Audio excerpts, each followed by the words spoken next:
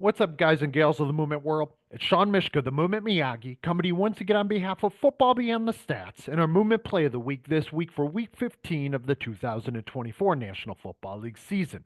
And I know y'all are accustomed to me diving into the highly evasive, highly elusive movement skills of players like Saquon Barkley, Lamar Jackson, Josh Allen, Devontae Adams, the like. You know that that's really what is near and dear to my heart. I love being able to try to tell the movement problem solving story of these styles and types of players.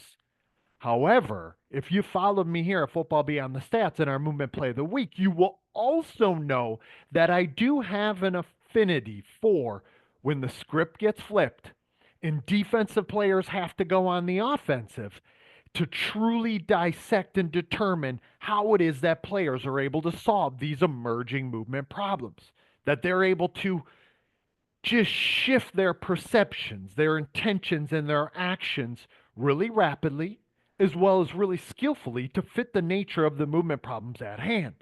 And it becomes even better when the product that we are looking at, the person that we are featuring, just so happens to be 6'4", 366 pounds of pure, unadulterated movement skill, pure, unadulterated attunement and adaptability, as we'll say. And that's what we find with Tafandre Sweat of the Tennessee Titans. Defensive lineman, defensive tackle for the Titans, rookie tackle at that.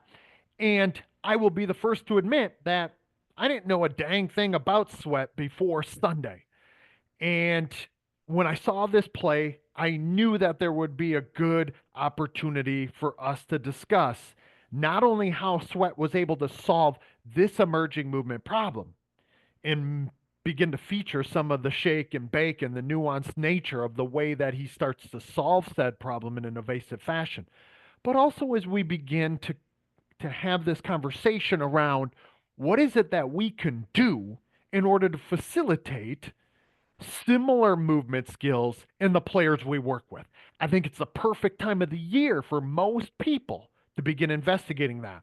Whether it's teams like the Tennessee Titans, who have been out of the mix for a while now, sitting at 3-10, just trying to play spoilers here, or whether it's in the college game, the high school game, the developmental game, or the like. How do we put our defensive players in these types of positions and expect and require them to solve problems in these demands? It's a very viable topic for us to discuss. So without further ado, let's look at what Sweat did. We only get the one view, unfortunately. We don't have the end zone view here. Based on the highlights, I could bring up the all 22, but it's just easier for us to navigate in slow motion in this fashion as we see Sweat, number 93, biggest man on campus here, going and rumbling and bumbling here as he goes and solves this movement problem. However, again, there's going to be some nuance here that I'm going to want to dive into. We're going to watch it a couple times through as we typically do. Again, Joe Burrow has been as hot as any quarterback in the league outside of Lamar Jackson and Josh Allen. Joe Burrow could make that case, as I said a few weeks back, for being the NFL's MVP if he were on a team that was going to make any sort of run and wasn't sitting at 5-8, holding on for their playoff hopes and holding on for dear life. As many of these Cincinnati Bengals were when Sweat got the ball in his hands, took this from Burrow, and found himself into running back mode. Kind of looked a little like Derrick Henry here, his old teammate. Well, actually, they wouldn't have been teammates because Sweat is a rookie, but you guys get the drill there. Let's go into our 50% speed. Let's think about that, which what Sweat did, what it is that he expressed and displayed once he got the ball in his hands. I've talked a lot here about what leads to that point and how I feel as though we need to give defensive players, generally speaking, especially those that might find their way with a ball in their hands and it can turn the game on its head. Like, this is something that I want to continue to repeat. Yes, it's the second quarter. Yes, the Titans are up 14-7. Yes, they're at home. And yes, they're even out of playoff contention. But plays like this happen at certain times and in certain instances that we want a player to be able to solve said indeterminate and unpredictable problems that are happening at indeterminate and unpredictable times. Like we cannot prepare for this to unfold and unhappen. We just have to be prepared for it to potentially occur. And so hopefully that makes some sense. Now, I would love to know the last time that Devondre Sweat had a football in his hands and was trying to do something with it. My guess it would be probably at the developmental level, maybe in high school, that, when he is, depending on where he went to high school, I didn't dive this deep into his form of life and think about what led to the emergence of his movement skill and development over time. But my guess is at some point, he just so happened to be that much better than every player that he went against that some coach probably said, like, hey, here's a ball, go score. And you can see him kind of go into that mode once he finds the ball from Burrow. We can get through the hand fighting that happens between him and the left guard here. You can see that as he's collapsing and pushing this pocket and pushing that guard in on Joe Burrow, which essentially makes him escape, between this interaction between Sweat and that guard, and then this unfolding pocket that is collapsing behind Burrow. It's why I feel as though in these cases, defensive linemen of any sorts, whether they are tackles or ends, whether they are edge rushers, outside backers, or the like, need to be looking to and through. And we're only going to talk about it briefly here. We need to be looking to, but also through, right? And I used totally the wrong tool there, so I look like a complete donkey as I'm writing that. But hopefully it makes some sense, right? To and then through. And the reason why we always want to look to is we have a haptic touch and a perceptual pickup that is unfolding there, especially when we're talking about the hand fighting, a hand going on, the hand being replaced, sort of this Jeet Kune Do intercepting hand type of look and feel, right? This boobab type of hands that is happening here when we know that this player on second and goal here from the 9 is likely to climb the pocket and then look to deliver a ball here, maybe deliver a ball there as Burrow is looking ahead, maybe a crosser coming across the middle. That person is that quarterback, that position is looking through his reads, but while he's looking through his reads, he's feeling that pressure kind of boil down on his shoulders, right? Come on in, collapse on in him. He's likely to escape sooner rather than later in this type of scenario. And if a defensive tackle gets overly fixated on that which what lies right in front of him, in Sweat's case, the guard, or in the defensive end's case, the tackle, if they get too fixated on that what is happening right in front of them, Burrow will be able to escape and escape with ease, and then likely either deliver a football that to one of his guys, even though 58 there comes ahead and steps into the mix. Like we can see that which what is unfolding here for both Burrow and Sweat. And because of that, when Burrow starts to, let me go back a little bit here. When Burrow starts to climb the pocket, Sweat then is able to disengage from the guard because he was attuned and sensitive not only to that haptic touch information between him and the guard and the hand fighting that is occurring, but also the visual perceptual pickup in the information detection there.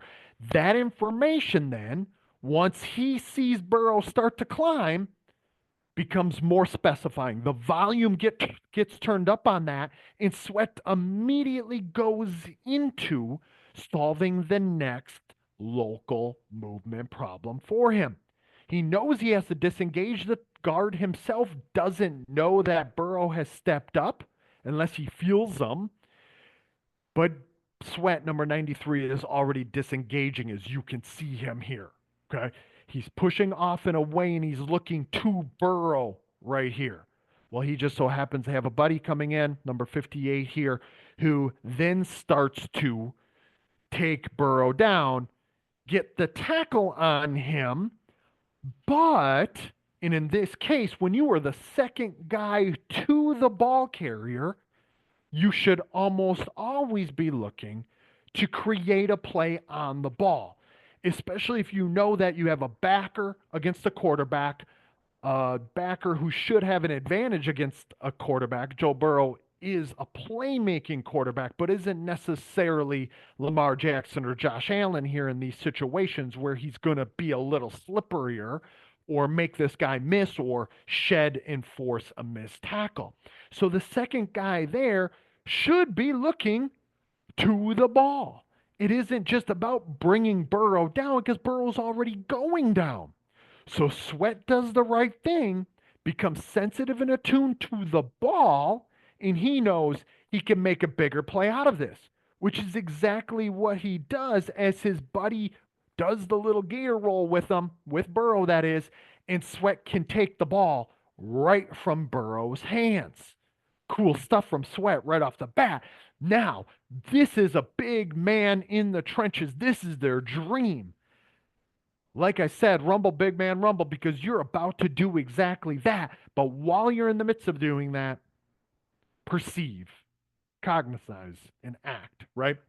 And so when I think about what it is that he's about to do, and when a ball gets in a defender's hands, this is something I want to think, have the rest of y'all have a think around and about, is are we putting our defensive players, especially our defensive linemen and the like, who typically aren't accustomed to catching mini balls in practice or picking up a ball on the ground, but are we equipping them? Are we preparing them for these types of scenarios and situations? We started to prioritize this in our own learning environment, particularly with the defensive ends that we have come through, the outside linebackers, the middle linebackers, and the like, more of the front seven, but we don't get a lot of defensive tackles, just like we don't get a lot of offensive tackles. We typically have to have sparring partners coming in to represent that in most cases. But in those situations, we want to immerse our defensive players in offensive, evasive situations. Give them opportunities to go evade. Give them opportunities to be elusive in different fashions.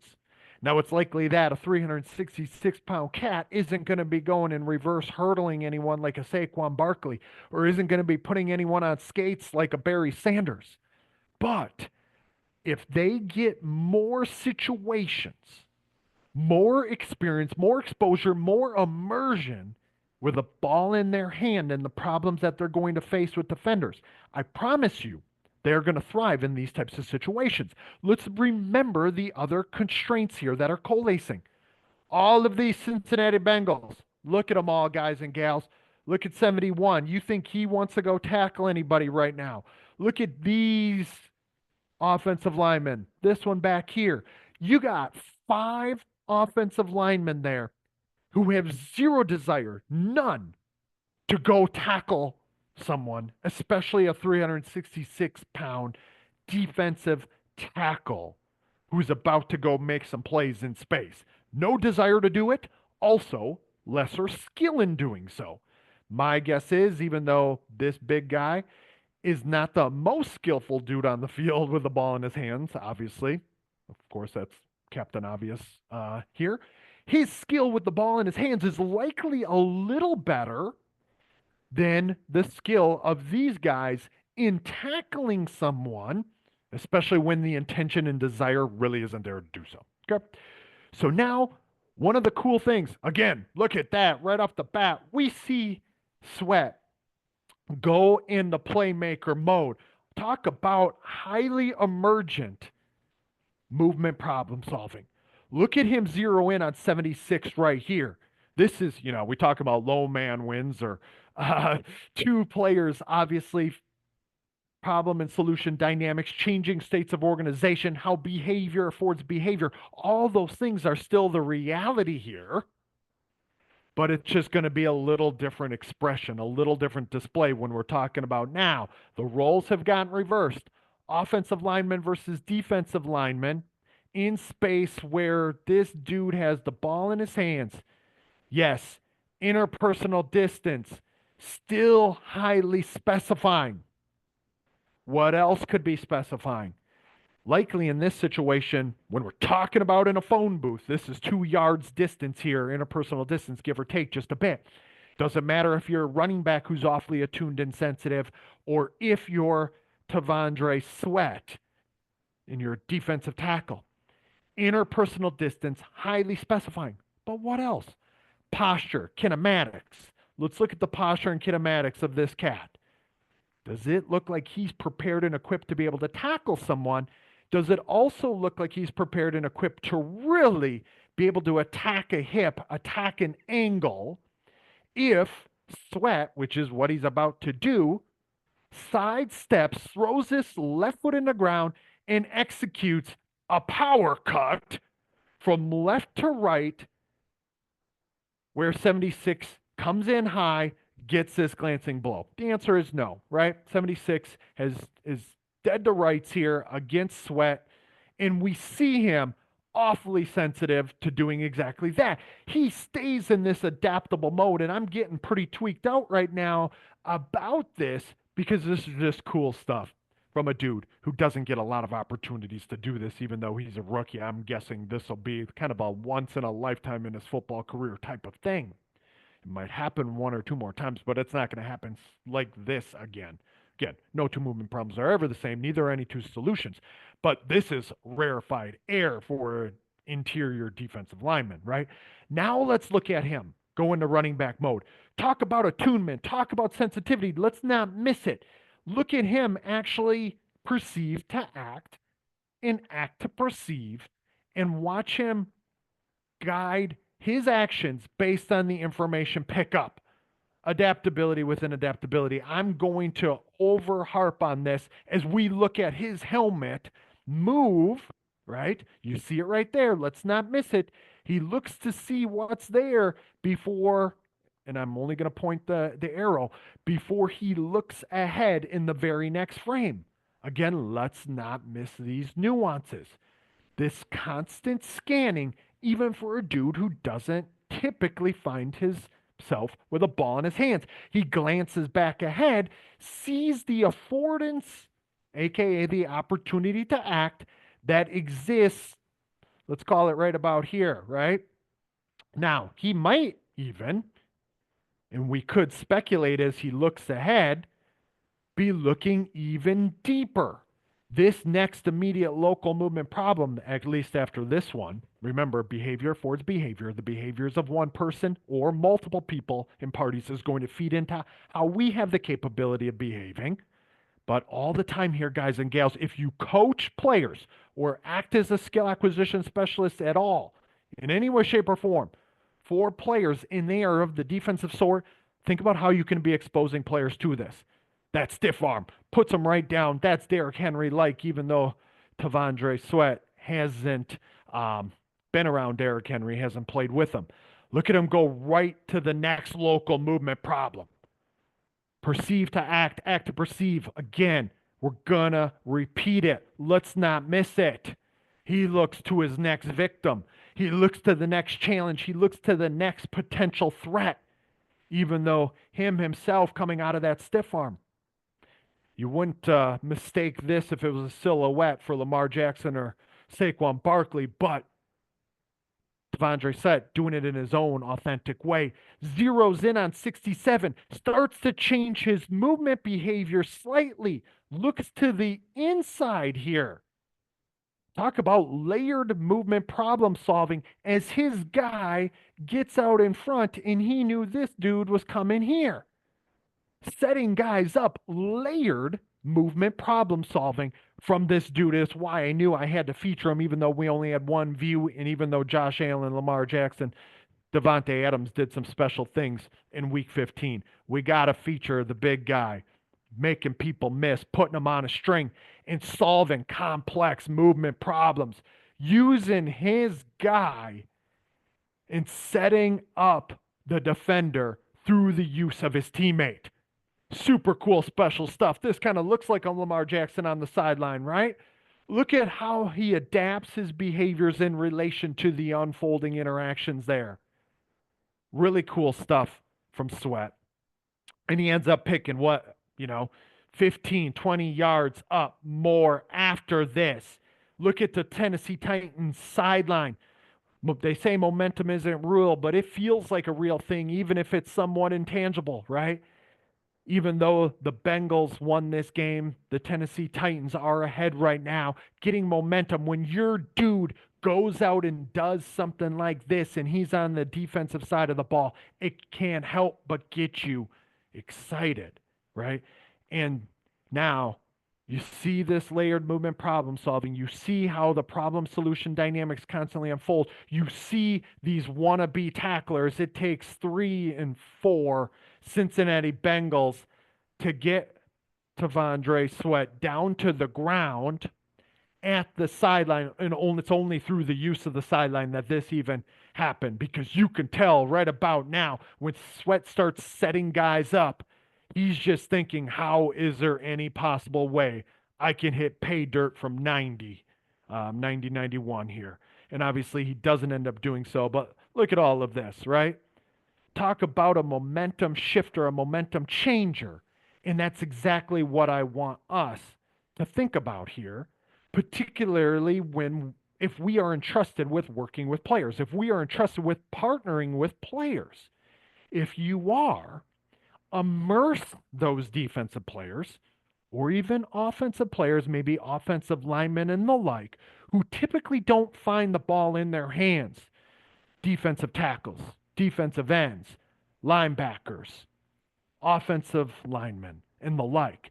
Players who aren't accustomed to having a ball in their hands, have them prepare and warm up on a given day with a ball in their hands. Have them participate in your 1v1 activities as offensive linemen or tackles and the like. Have them try to solve movement problems in various ways so they can get very accustomed, very attuned, very adaptable themselves as a mover. And I think if you're able to do that, you're able to have them become more equipped, but you're also to become much more comfortable about what they're capable of doing in these respective scenarios and situations when they do find the ball in their hands. I apologize. I have adaptability within adaptability right now with my 2 terriers, as you can probably hear with the delivery guy coming. But I hope all of that makes some sense to you all. I hope it makes you think a little deeper about the learning environments that you set up for your players, who you have participate in those practice activities, the problems that you have them be faced with, and how comfortable you allow them to become with and around the ball, creating plays around the ball and creating plays with the ball in their hands, even if the likelihood of it happening and emerging is very, very low. The chances of it happening, the percentages aren't really in the player's favor. It seems to be like there's some things that we can spend more time on. It's in these types of plays, though, guys and gals. If you find anything from Sweat and the Tennessee Titans here today, it can be a game-changing play, and you don't know when you're going to reap the rewards of that type of play. So I thought it bared repeating here, even though I've said it before at Football Beyond the Stats, particularly oriented around defensive players going on the offensive. We saw it right here, displayed and expressed by T'Vondre Sweat, rookie defensive tackle of the Tennessee Titans. So for Football Beyond the Stats, the Movement Play of the Week, I'm Sean Mishka, the Movement Miyagi. This is week 15. We're coming down the stretch of the National Football League season. I hope you guys will join me in week 16.